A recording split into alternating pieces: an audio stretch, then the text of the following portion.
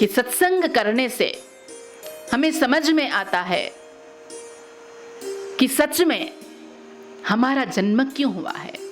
ना समझते हुए बहुत लोग अपने जीवन को बर्बाद कर देते हैं।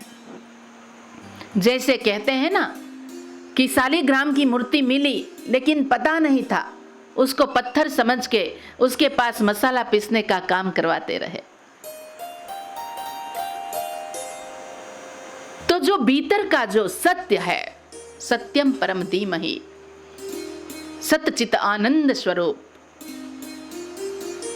ये स्वरूप सिर्फ हमें पता लग जाए, बाकी 7 दिन तो एक रूपक है।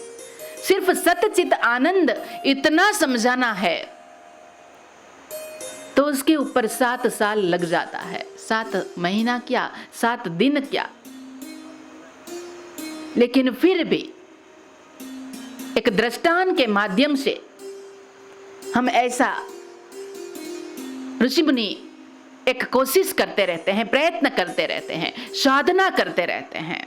और साधना भी भक्ति पूर्वक साधना करते रहते हैं कि कभी ना कभी तो कथा सुनते सुनते, श्रवण भक्ति करते करते उसका मनन करेंगे, चिंतन करेंगे और फिर निजी ध्यान होगा, अपने अंदर वो उतरेंगे और जीवन के सत्य को पा सके।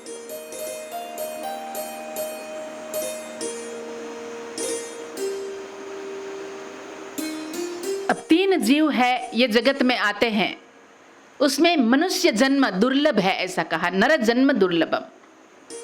और उसमें भी फिर कहा दुर्लभम भारते जन्म, भारत में जन्म लेना तो दुर्लभ बात है। तो हमें लगता है कि ऐसा तो हमने क्या आकर कर दिया, यहां कौन सा वाघ मार लिया कि नर जन्म दुर्लभम कहते हैं और दुर्लभम भारत जन्म। ऐसा तो क्या है?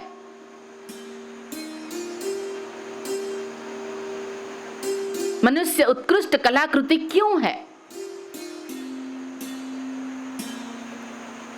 क्योंकि ये जगदीश ने हर एक जीव का निर्माण किया, उसमें एक एक जीव एक के बाद एक जो बनाते गए, आगे की गलतियां का सुधार होता गया और मानव सृष्टि जो लास्ट में बनाई उसको उत्कृष्ट कहा, क्योंकि उसको स्वतंत्रता दी।